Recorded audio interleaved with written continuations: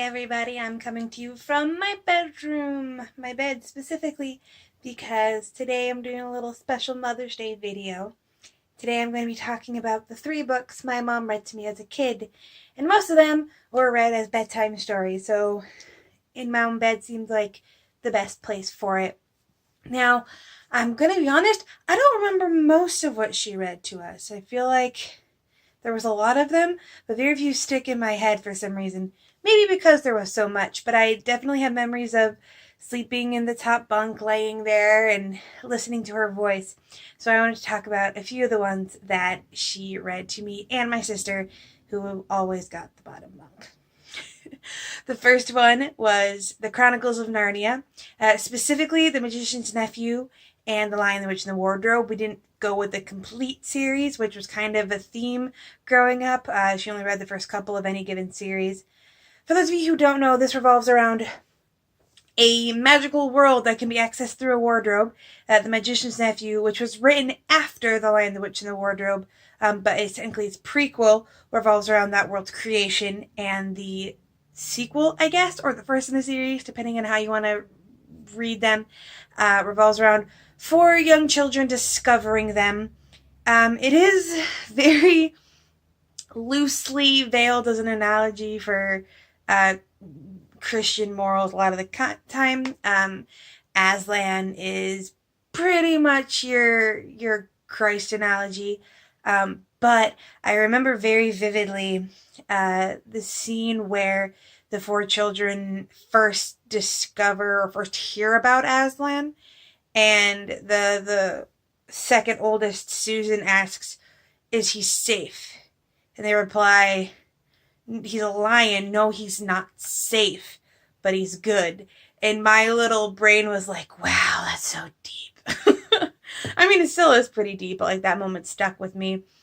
And also the White Queen, no, White Queen, the scene with the Turkish delights and all that stuck with me.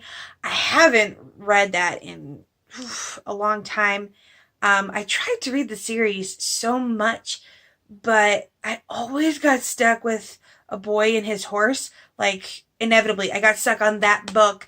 And it's not even really that pertinent to, like, the main series. Like, it's basically a side story in the canon of the universe.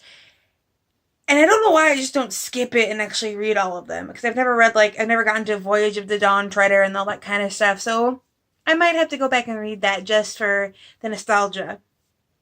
The second book that my mother read to us as a child was Little House in the Big Woods and Little House on the Prairie. Little House on the Prairie is the one that's more well known, but it's actually the second in the series. Little House in the Big Woods is the first, but this revolves around Laura Ingalls Wilder and her family's trek to the frontier to start a new life there. In recent years, maybe 1 year, it's come under a little bit of fire for the depiction of Native Americans. And the whole argument is it okay because that was just the time period, or do we need some, whatever. Not what I want to get into here, but my mom read the first 2 to us, and like I said before, she didn't really continue on, and I didn't really continue on, and neither did I actually watch the TV show. I think I stumbled across an episode of it once, maybe, but I loved the stories, and it was very descriptive. I remember, like, the visions of being in the cabin when it was all winter outside and the coziness. I also, for some reason, what stuck out to me is they had a little dog with them, and the dog walked under the wagon as it went along. And I don't know why that fact stuck out to me so much. Maybe because I felt really bad for the dog having to walk under the wagon. I don't really remember, but that's what stuck in my head. And again, I've thought about continuing with this series. I've thought about going through and reading all of it. I have a lot of books from my childhood I actually want to reread now that I'm a booktuber. And some of them I have plans to reread, hopefully. But that's a big one. As for the controversy, I can kind of see both sides. Both the, what they said in here was genuinely bad and ignorant, but it was also part of the time. So I'm of the thought of don't hold up the books as being perfect and unproblematic, but also don't denigrate them for not being magically revolutionary in the time period they were in, I guess, is my overall thought. Put it on the comments below if you have any particular comments or opinions on that. And the last one, this is going to be a fairly short video, hopefully, is one that she read not necessarily when we were in bed, but definitely at night, and that was A Christmas Carol.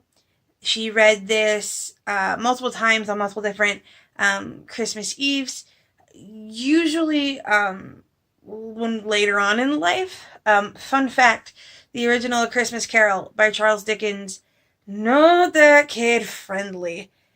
Like, way darker and more gothic and creepy than any iteration of it since. This, if you don't know, I can't imagine anyone doesn't, but quick overview. Scrooge is a miserly dude that treats everyone horribly when he's really rich but stingy with his money. It's visited by 3 ghosts over the course of Christmas Eve, and essentially to force him to change his ways for the better, and he does. Also, fun fact, Charles Dickens was afraid to publish that because it was so short. It's his shortest book, I believe. It's not even 30,000 words. And if you've ever seen a copy of, like, Great Expectations or A Tale of Two Cities, you'll understand just how gigantic most of his books actually were. But I loved this book early on. I make a point to read the original every December. I did last December for my channel. I will probably do it again. I love a redemption story. I also love the creepiness. I think one of my favorite lines that always stuck out to me was when Scrooge is going up the stairway of his house, this big grand staircase. It talks about it being so big and so dark that a hearse could have driven up the stairs in front of him and he would not have been able to see it. And like that kind of descriptive stuff. Or the other one I loved was his house was situated in such a way that it looked like it had been playing hide and seek with all the other houses and had never been found. Dickens is just a master of describing stuff, and I loved it. I still love it.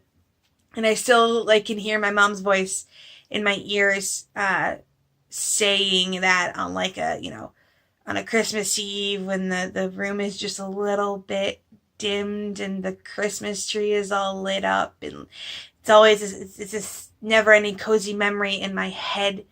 But yeah, I thought I'd share with you, in honor of Mother's Day, some of the books that my mother read to me.